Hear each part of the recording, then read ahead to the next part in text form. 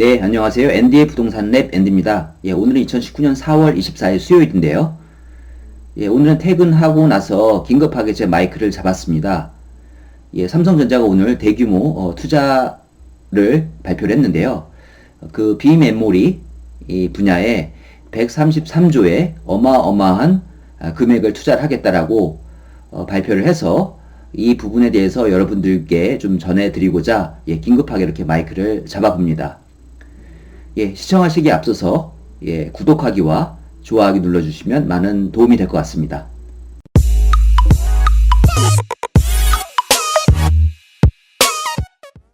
예, 초대박 뉴스. 삼성전자 비메모리 부문의 133조 투자 결정.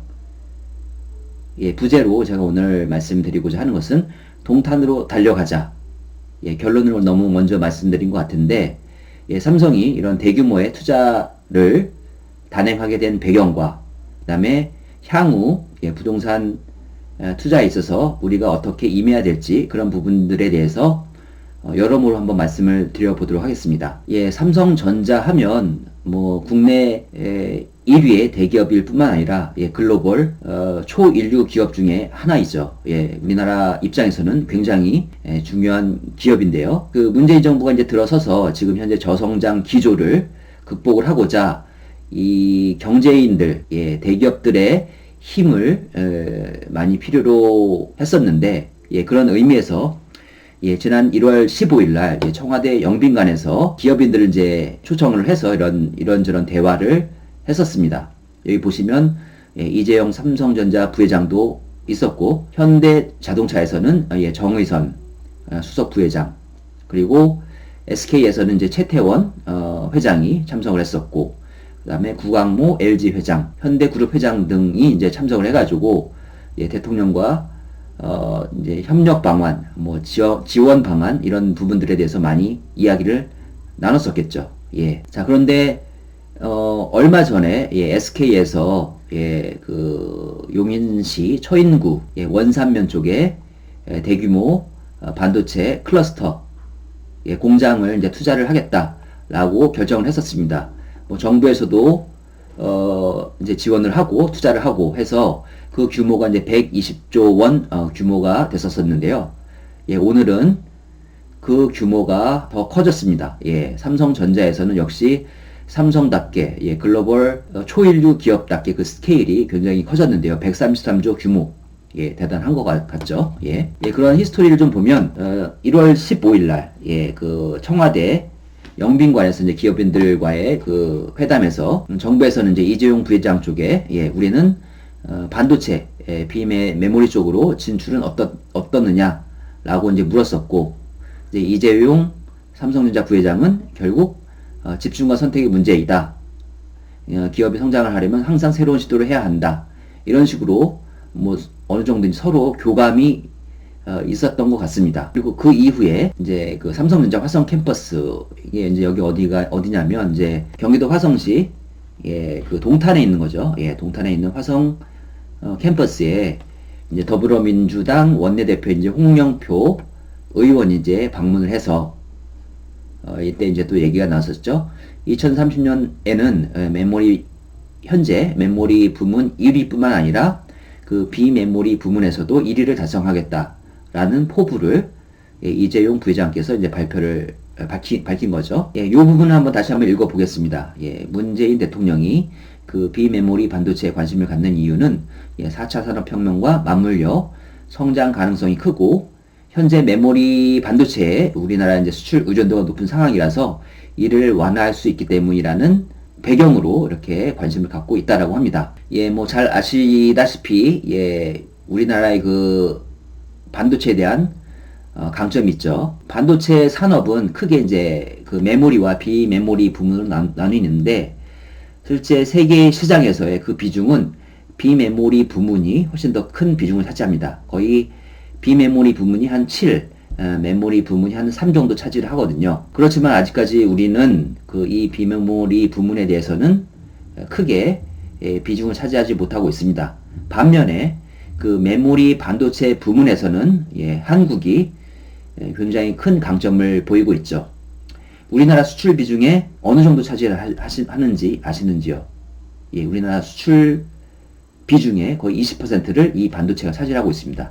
그 중에 이제 대부분이 이 메모리 반도체에서 나온다라고 생각하시면 되겠습니다. 예, 그리고 더불어 최근에 이제 4차 산업혁명 해가지고 굉장히 이 산업의 트렌드가 많이 바뀌고 있죠.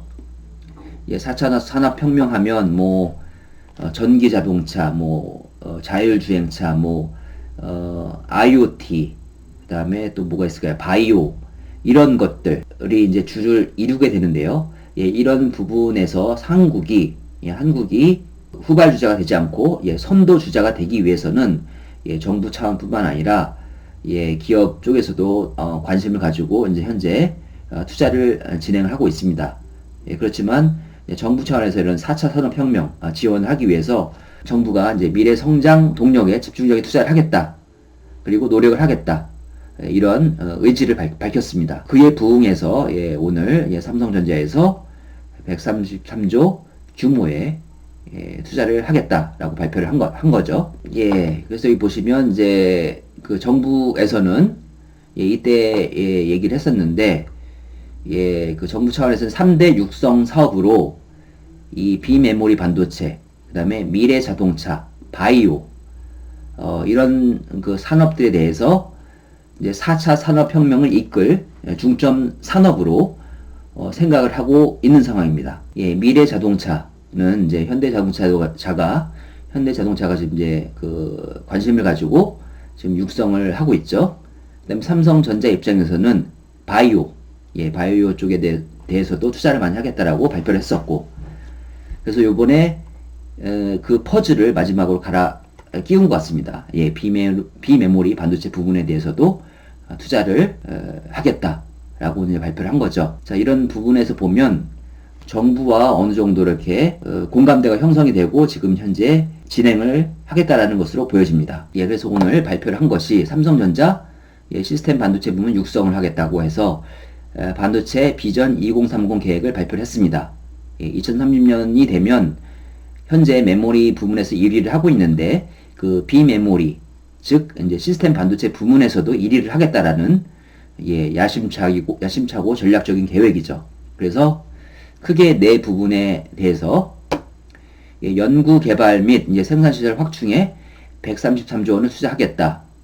이를 위해서 이제 전문 인력을 1만 5천 명을 이제 채용을 하겠고, 이제 국내, 예, 팹 리스와 기술 공유를 하겠다. 국내 중소 팹 리스의 소량 제품 생산도 지원을 하겠다라고 이제 삼성전자가 오늘 발표했습니다. 이런 계획을. 그래서 이렇게 발표한 계획은 알겠는데 어떻게 해서 이러한 그 발표를 할 수밖에 없었는지, 예, 그런 좀 전략적인 의사결정의 배경에는 어떤 것들이 있었을지를 제가 나름 한번 고민을 해봤는데 이런 것 같습니다. 예, 삼성전자가 현재 글로벌 대기업으로서, 예, 그 전자회사로서 뭐 세계 초일류 기업이긴 한데 지금 현재 스마트폰 쪽에서는, 예, 시장이 이제 거의 포화가 많이 됐고, 그 다음에 그 후발주자인, 예, 중국 업체들에게 이제 많이 그 쫓김을 당하고 있죠.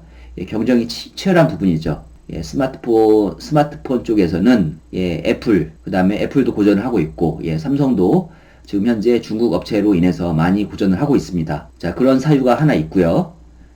자, 그래서 그 삼성전자 입장에서는 그 반도체 부문, 자, 이 부분이 굉장히 중요한데 우리나라 수출 비중의 거의 20%를 차지할 만큼 삼성전자뿐만 아니라, 예, 우리나라 입장에서도 굉장히 중요한 산업입니다.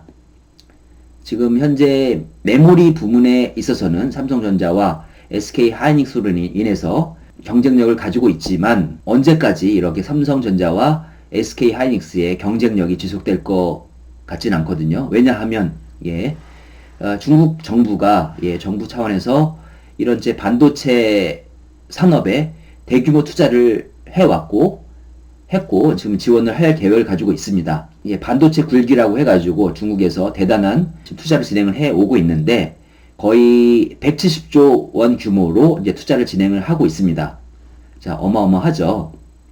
그렇지만 아직까지는 그 미중 간의 이제 무역 전쟁으로 인해서 그 부분에 대해서 좀 효과가 나타나고 있지는 않은데, 자, 이런 부분에 대해서 삼성전자 입장에서는 위기 의식을 느끼고 있고, 치고 나가야 되는 상황인데, 메모리 반도체뿐만 아니라 비메모리 반도체 부문에서도 투자를 통해서 이제 그 리더십을 끌고 나가야겠죠. 그렇지만 이 비메모리 반도체 부문에서는 사실 그 세계 시장에서 세계 이제 반도체 시장의 70%를 차지하고 있는 부분 이제 비메모리 반도체인데, 이 시장에서는 글로벌 기업인 이제 인텔과 그다음에 퀄컴, 그다음에 중국에서는 대만이죠, 대만. 뭐 TSMC라는 업체가 있습니다. 이런 업체들이 이런 비메모리 반도체 부분에서는 세계 시장을 나눠 갖고 있습니다. 그러니까 삼성전자 입장에서는 성장을 하기 위해서는 이런 그 파이가 큰, 먹을 떡이 큰 이 비메모리 반도체 부문에 대해서 투자를 하고 성과를 내야 되는 이런 시점이 된 것이죠. 더불어서 지금 현재 4차 산업혁명, 그 자율주행차 하면 이제 이런 반도체들이 많이 들어가게 되는 거죠. 고가의 반도체 장비들이 들어가게 되는 이 자율주행차, 또 전기차 같은 것들이 앞으로 굉장히 이제 그 비즈니스가 커질 것이기 때문에 이런 부분을 감안을 해서 비메모리 반도체 부문에 대규모 투자를 단행하겠다라고 결정을 한 거죠. 그런 배경에서 지금 현재 삼성전자가 133조 규모의 대규모 투자를 하는 것은 참 시의적절한 것 같습니다. 이 부문은 삼성전자뿐만 아니라 그 문재인 정부 입장에서도 저성장 기조를 어느 정도 성장의 기조로 이렇게 동력으로 삼기 위해서 중요한 부분이죠. 그래서 정부 입장과 그다음에 삼성전자 대기업의 요구 사항들이 어느 정도 부합이 되지 않았을까 생각이 듭니다. 이 부분은 이 사진은 어디냐 하면 삼성전자 화성사업장입니다. 경기도 화성시, 여기가 이제 동탄 신도시거든요. 동탄 신도시, 동탄 1신도시에 있는 화성 캠퍼스 그 EUV 라인 전경입니다. 이게 이제 비메모리 반도체를 여기서 이제 생산을 하기 위해서 2020년부터 이제 생산이 본격적으로 진행이 될 예정입니다. 지금도 이제 엄청 이렇게 공장을 증설을 하고 있는데, 이 부분을 좀 더 확대를 하겠다라는 계획이죠. 그 연구 개발과 생산 시설을 확충해서 2030년까지 133조 원을 투자를 하겠다. 그래서 전문 인력도 한 1만 5천여 명을 더 채용을 하겠다. 133조 규모면 뭐 어마어마한 거죠. 그 다음에 또 다른 사진인데, 여기가 이제 화성사업장 전경이고, 그 다음에 여기가 이제 동탄 신도시, 1신도시 모습입니다. 또 다른 사진의 모습이고요. 이러한 그 거대한 크레인들이 어마어마하게 지금 현시 열심히 공장을 짓고 있습니다. 이거는 지난 1월 30일 날 이제 더불어민주당 홍영표 원내대표가 이제 방문을 해서 이 화성사업장에서 반도체 부문에 대해서 설명을 듣고 있는 모습이죠. 이때 뭐 어느 정도 정부에서도 이제 여러 차례 좀 더 이제 디테일하게 비메모리 부분에 대해서 삼성전자가 투자를 해주면 정부 차원에서 뭐 어떻게 지원을 해주겠다, 뭐 그런 좀 더 디테일한 내용이 오가지 않았을까, 그런 생각이 듭니다. 어느 정도 교감대가 형성이 돼서 삼성이 투자를 하고 정부에서는 어느 정도 어떠한 지원을 해주겠다, 그런 부분들에 대해서 얘기가 와 갔겠죠. 그 좀 더 구체적으로 보면 이 시스템 반도체 부분에 133조를 투자를 하는데, 그 R&D 부분에 한 73조 원을 투자를 하고, 그 다음에 생산 인프라 쪽에 60조 원을 투자를 하겠다 라는 것입니다.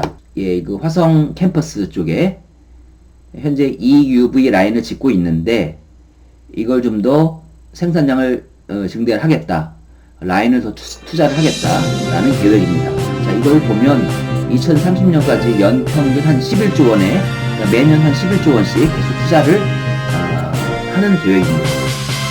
그렇게 될 경우에는, 계획대로 투자가 진행이 될 경우에는 그 고용 유발 효과가 최대한 42만 명까지 발생할 것으로 예상이 됩니다. 그래서 앞에서도 설명을 드렸는데 한국은 이제 메모리 반도체 부분에서 이제 1위 자리를 차지하고 있거든요. 그렇지만 그 비메모리 부분, 즉 이제 시스템 반도체 부분의 세계 점유율은 4% 남짓입니다. 제가 이제 말씀드렸다시피 시스템 반도체 부문은 세계 시장의 70%를 차지하는데 거기에서 4%를 한국에서 차지하고 있다라고 하면 굉장히 비중이 작죠. 그렇기 때문에 이 큰 떡을 이제 먹기 위해서 삼성전자가 요번에 전략적인 투자를 단행을 했다라고 보시면 되겠습니다. 그래서 굴지의 경쟁사로는 뭐 인텔이라든지 엔비디아라든지 뭐 콜컴이라든지 소니라든지 이런 업체들이 있습니다. 그리고 대만 업체로는 이제 뭐 TSMC라는 업체가 있는데 너무 이제 좀 그 복잡한 부분을 말씀드리면 머리가 아플 것 같아서 일단은 요 정도로 넘어가도록 하겠습니다. 그래서 지금 현재 화성 사업장에 이러한 그 비메모리 생산 라인이 지금 조성이 되고 있고 이것을 좀 더 확장을 하겠다라는 계획도 있는데 이것만으로는 좀 부족한다라고 하면 뭐 평택이라든지 인근의 기흥 사업장을 뭐 추가로 확대할 수도 있는 방안을 검토를 하고 있는 것 같습니다. 그래서 자, 저희가 궁금한 것은 이것이 부동산 시장에 미칠 영향은 뭘까요? 그래서 최대 수혜 지역은 어디일까요? 라는 질문에 화성에 있는 동탄 1, 2 신도시가 최대 수혜 지역이라고 말씀을 드릴 수 있을 것 같습니다. 근본 삼성전자의 대규모 투자를 통해서 최대 수혜 지역은 역시나 화성에 있는 동탄 1, 2 신도시가 되지 않을까 그런 생각이 듭니다. 화성 사업장은 이 동탄 신도시 내에 위치해 있습니다. 요 이제 북서쪽에 위치해 있는데 경부 고속도로를 기점으로 해서 이 좌측이 동탄 1신도시고 우측 지역이 동탄 2신도시로 보시면 되겠습니다. 물론 경부고속도로를 이렇게 끼고 있는 지역도 일부 이제 동탄 2신도시에 포함이 되어 있는데 크게 보면 그렇습니다. 그래서 이 지역은 이미 인프라가 거의 이제 조성이 다 되어 있고 지금 동탄 2신도시는 열심히 지금 입주를 하고 있는 상황이죠. 그래서 올해 정도면 입주의 대부분이 마무리가 될 지역입니다. 그런 와중에 지금 2030년까지 133조 규모의 대규모 투자를 단행하겠다. 그래서 연간 한 11조 원 규모로 매년 투자가 진행이 될 예정인데요. 여러분들의 이해를 돕고자 동탄 1신도시, 2신도시 규모를 한번 확인해 봤습니다. 1신도시 같은 경우에 4만 1000세대, 수용 인구는 한 12만 6천 명 정도 되고 2신도시 같은 경우에는 11만 6천 세대 28만 6천 명을 수용할 수 있는 규모입니다. 자, 그러면 1신도시, 2신도시 합치면 거의 15만 7천 세대, 인구로는 한 40만 명 정도를 수용할 수 있는 그런 경기 남부권의 어마어마한 신도시가 되겠죠. 자, 네이버 지도에서 삼성전자 화성 사업장 있는 지역을 한번 살펴보도록 하겠습니다.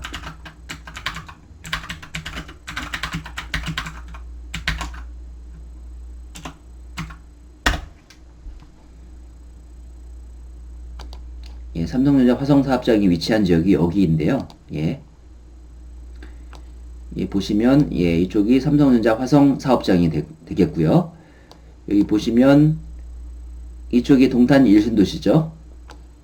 이 지역이 동탄 1신도시고 그 다음에 이 지역이 경부 고속도로를 포함해서 이 지역이 동탄 2신도시입니다.